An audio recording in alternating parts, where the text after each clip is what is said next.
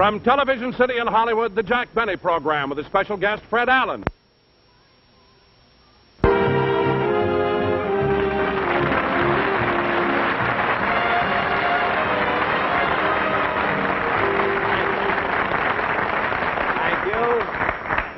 Thank you very, very much, ladies and gentlemen, and welcome to the Lucky Strike program.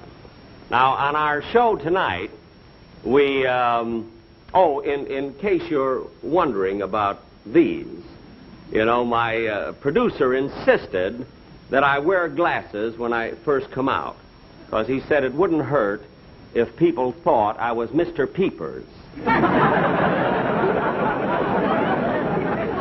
And he had another idea, too, about my standing.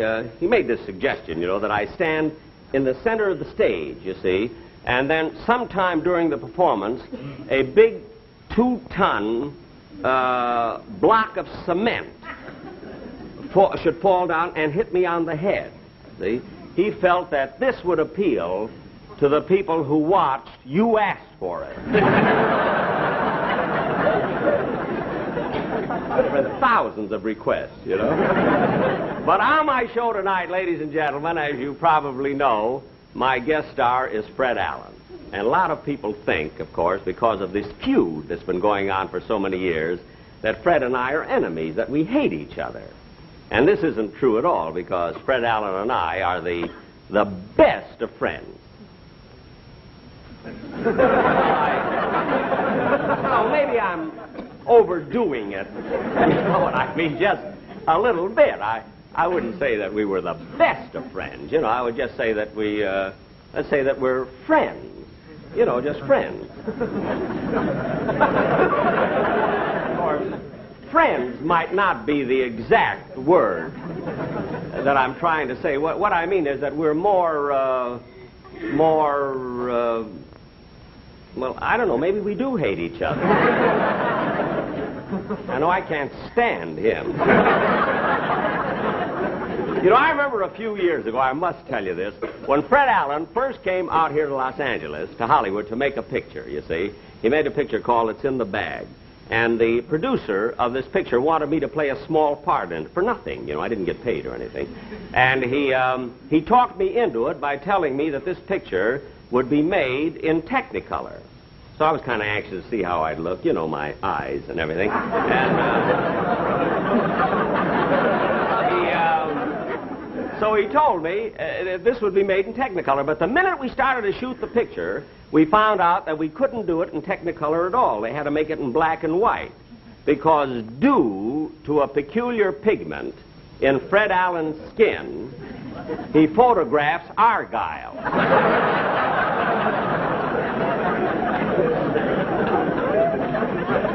I remember twice in the dressing room I put my foot in his mouth. But what a character that Fred, what a face on Fred Allen. With those bags under his eyes, he looks like a short butcher peeping over 2 pounds of liver. But anyway, tonight, after our television show, the one we're doing now, I'm flying to San Francisco because I'm opening tomorrow night at the Kern Theater for 3 weeks. I'm playing a theater for 3 weeks. And the reason I'm so excited is because this, you know, the very first time I ever appeared in public was in San Francisco. I remember I played my violin, you see, and this was, years ago. I forget just where. I know it was right in the shopping center of San Francisco. I think it was on the corner of Market and Taylor then. I understand there's a theater there now. But anyway, when I was playing Benny, that's enough the violin at this... Raleigh, Bill, will you bring the boom in a little closer so we can get the extra scenery right behind you? Good. What is it? What's the trouble? Fine. I mean, what's wrong? Oh, you won't have to go over your monologue anymore. That's fine, Mr. Benny. The length's just right. Excuse me a minute. Fellas, will you cut the house lights in back, please? Bring it down. Clear down. Well, look. I mean, you mean I don't have to rehearse any longer now? Well, if I don't have to rehearse the monologue, maybe I can rehearse the sketch that I'm to do with Fred Allen. Oh, no, we can't go over that either because Mr. Allen hasn't arrived for rehearsal. How do you like that? I give a guy a job because I'm sorry for him. I pay his bus fare all the way from New York. But he doesn't show up at rehearsal. Well, as long as we stop, we might as well break for lunch. Lunch, everybody! Break for lunch! Lunch, everybody. Rochester, we're breaking for lunch.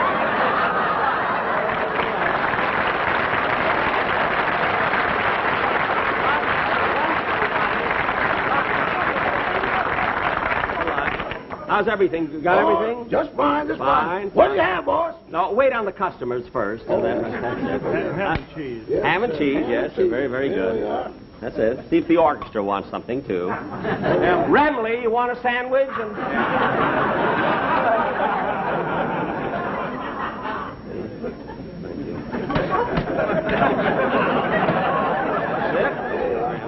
Oh, don't forget your change.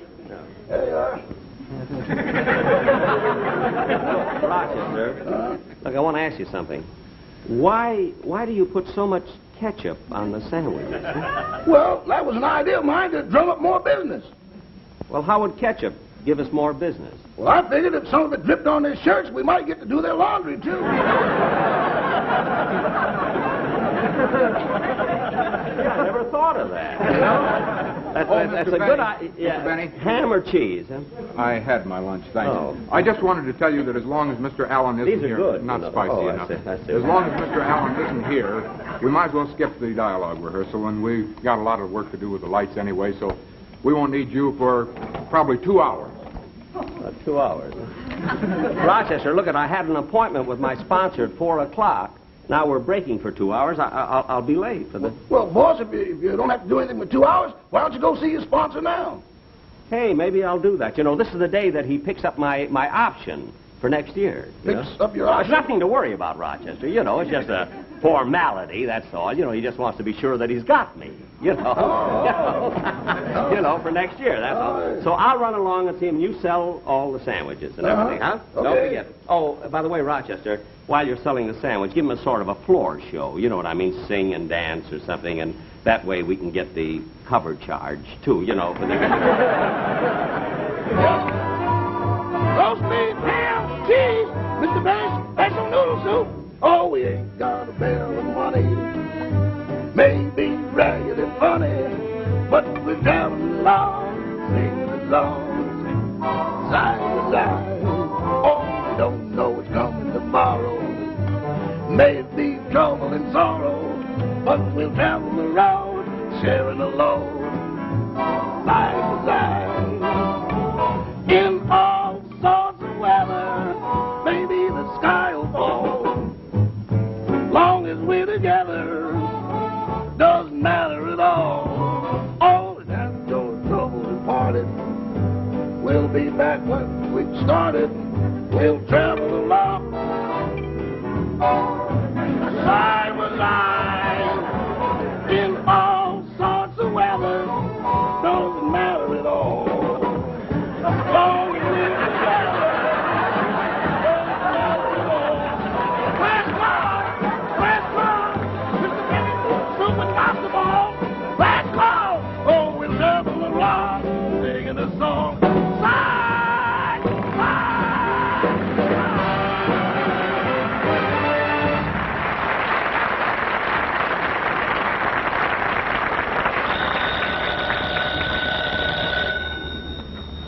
Hello, the American Tobacco Company.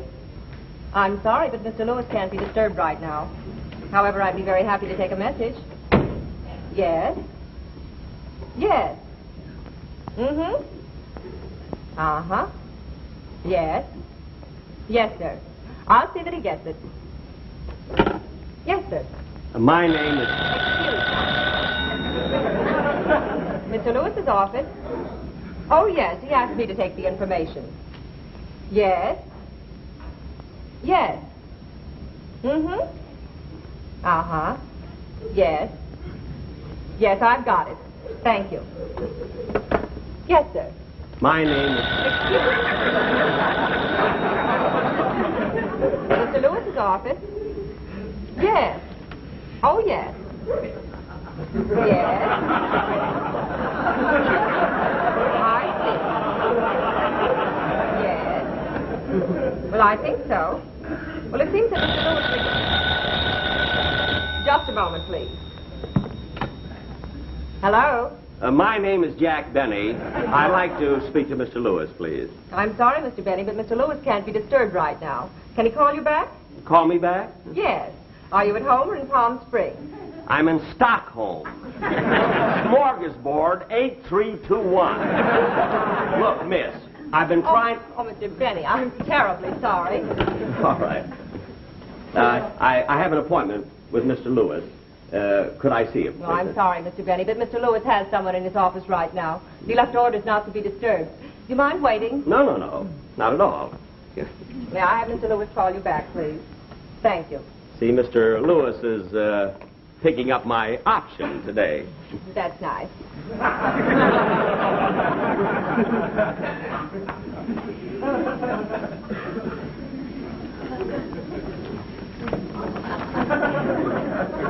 You know, I've been with the American Tobacco Company now for 10 years, and they're very, very happy with me, you know. That's nice. But then why shouldn't they be? You see, I'm acknowledged to be one of the greatest comedians that... Excuse me.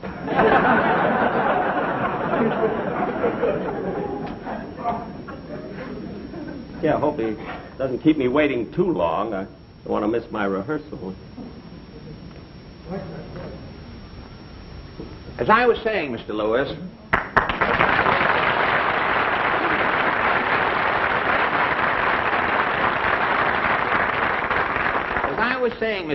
it isn't that I want Mr. Benny's job, you understand. It's just that the time has come to have you put him out to pasture.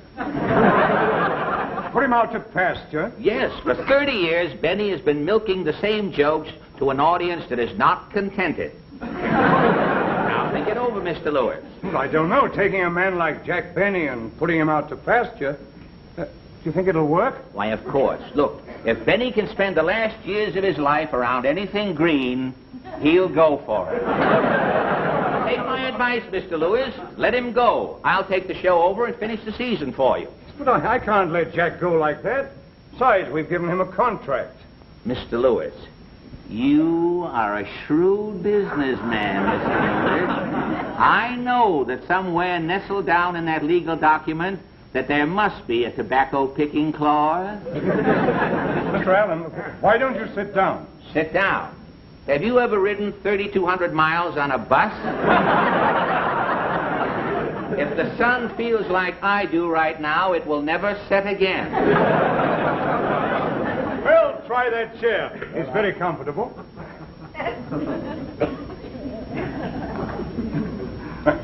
No, before I'd make a change, I'd have to be sure it was one for the better. Now tell me, have you any television experience? Nobody has. Even the voice of experience has no television experience.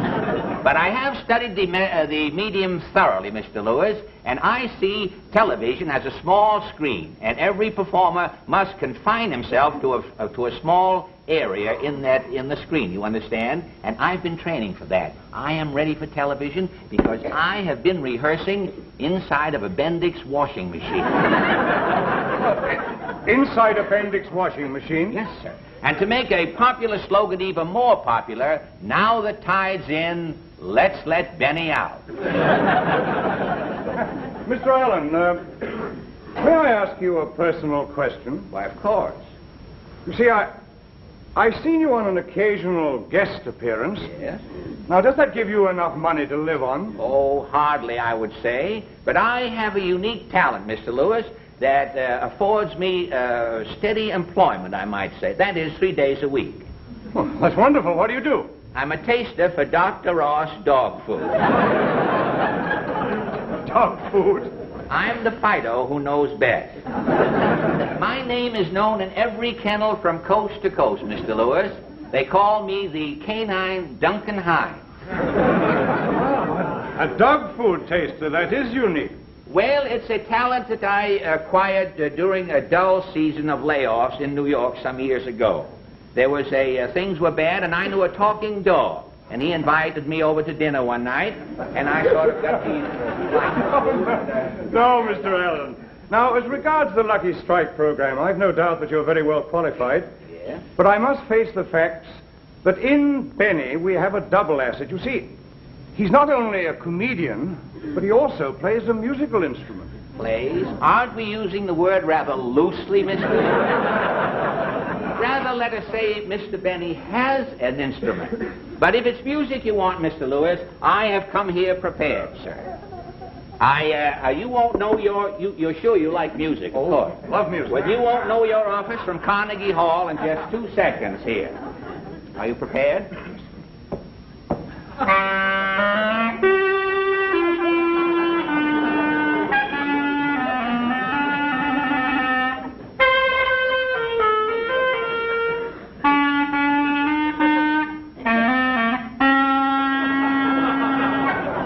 Well, there you are, Mr. Lewis. You have all of my qualifications. Now, if you will guarantee to drop Benny's option and make me the star of the show, I will not only do a better job for Lucky Strike, but I will give you a program with no loose ends. You said no loose ends. Loose the secret ends. words. The secret words. The secret words, and the $100 is yours. Say, does Groucho know about this, does he? Groucho installed it for me. Oh, I see. Well, tell me when do I start to work, Mr. Lewis? Well, I'm very grateful for your offer, Mr. Allen, but you must give me a few days to think it over. Yes, sir. You see, I have an appointment with Mr. Benny regarding his option, but I'll do my best to stall him off. Well, that's certainly fair enough. And I tell you, if you should decide to favor me, will you please call me before 9 o'clock in the morning? It's so embarrassing being pulled out of line down at the unemployment office. Goodbye, Mr. Lewis. Goodbye, Mr. Allen. It's been a pleasure. Thank you for coming by.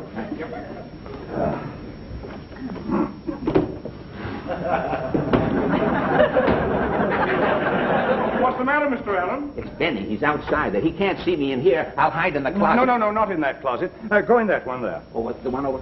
That's right. Say, I may be in here for some time. Have you got a light? Oh, why, yes, I'm ready to work for the company. I'm smoking the cigarettes already. Just.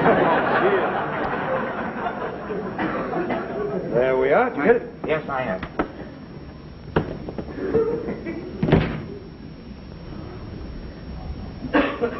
Miss Rockford, you may send Mr. Benny in now. Yes, Mr. Lewis. Oh, Mr. Benny, you may go in now. Oh, thank you. Thank you very, very much.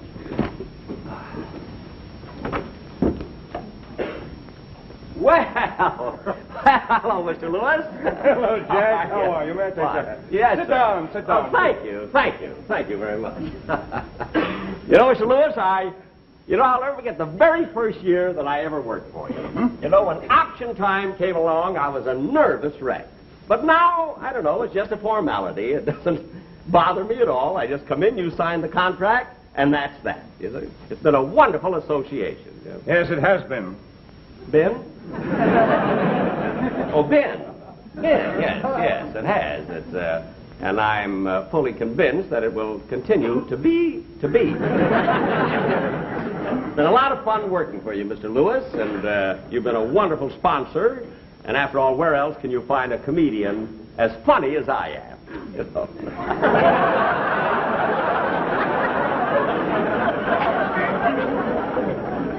Now, Mr. Lewis, Mr. Lewis, I do think that... I have the options you wanted to sign today. Oh, the options. Yes, Good, yes, good. yes. That's splendid. The options.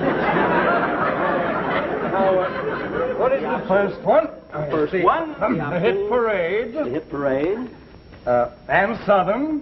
There's Ann Southern's option. That's Robert right. Montgomery. Robert Montgomery. Now, you'll see these are put in the mail so that they can be countersigned. Yeah, but where's mine? Yes, look, sir. look. Well, I know, but where's my option? Look at. But my option. Look at. I came up here to sign an option. I mean, let's get this over with, Mr. Lewis. Let's have no loose ends.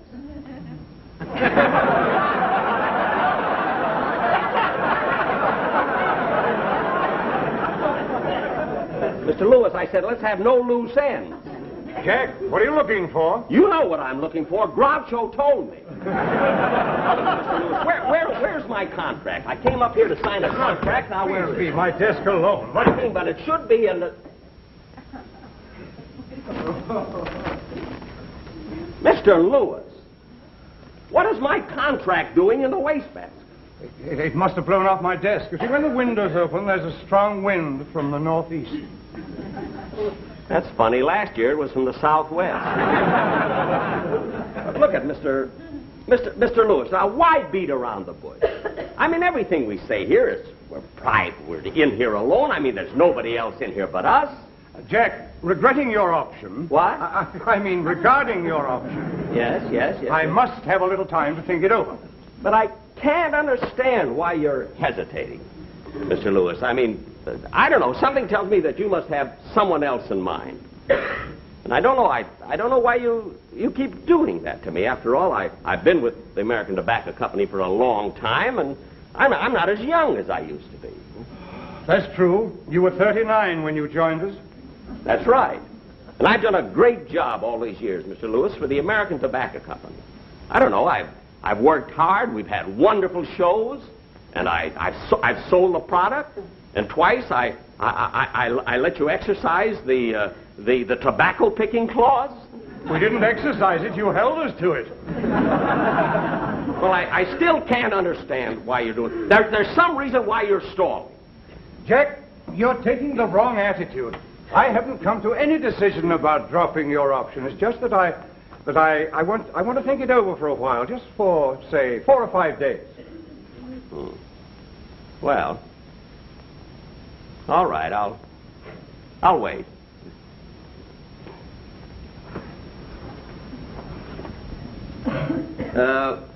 Four or 5 days. Yeah, that's right, Jack. Now, where can I get in touch with you? Well, just call your secretary. I'll be sitting in the outer office. But don't forget now. Don't forget. Oh, Jack, that's the wrong...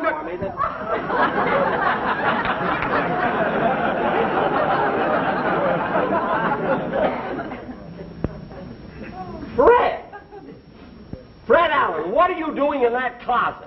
Believe it or not, I'm playing post office. Post office? Kiss me. But, Mr. Lewis, there's something fishy going on here, and I'm going to get to the bottom of this. What's Fred Allen been telling you? Jack, there's no need to get excited. You know the entertainment business is very competitive. Oh, so it's competitive, huh? So that's it.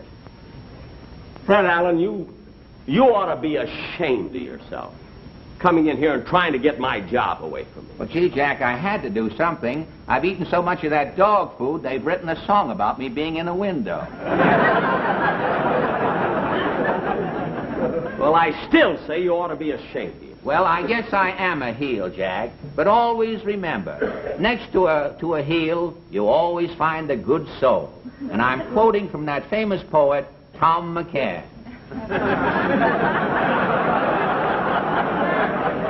Fred, after that awful joke, I shouldn't forgive you, but I will, because I know you didn't mean it. Well, okay, Fred. Now, listen, let's forget all about it. We'll go out and have a cup of coffee. Don't forget to send for me. Huh, Mr. Lewis? Oh, no, yes. I'll see if I can. I thought they'd never leave.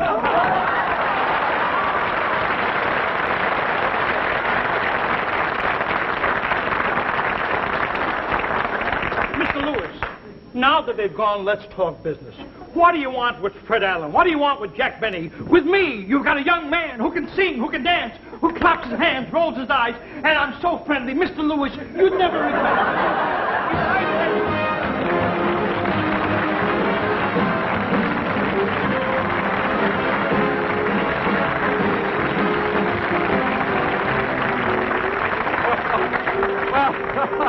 Jack will be back in just a moment, but first, a word from Dorothy Collins.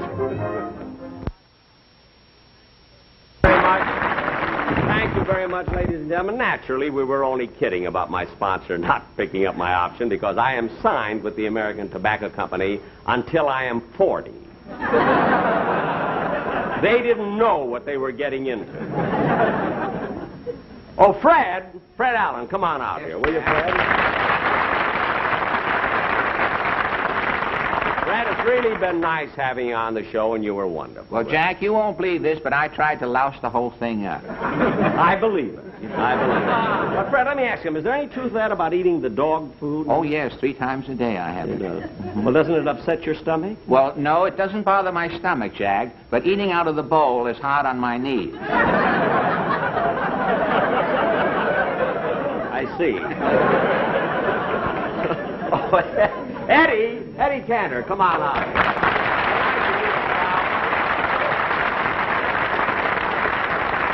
Eddie, I want to tell you, it was just wonderful you to come in here just to do this one little bit on the show. Jack, I want to tell you it was my pleasure. No, Eddie, it was my pleasure. Believe me, Jack, it was my pleasure. Eddie, believe me, it's my Ladies pleasure. and gentlemen, this shows you what happens when two straight men get together.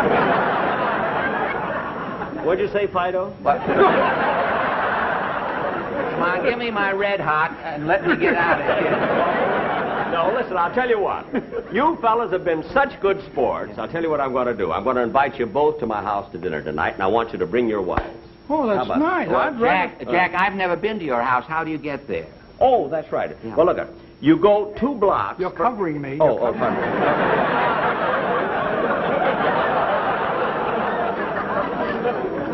You go, Eddie, Fred.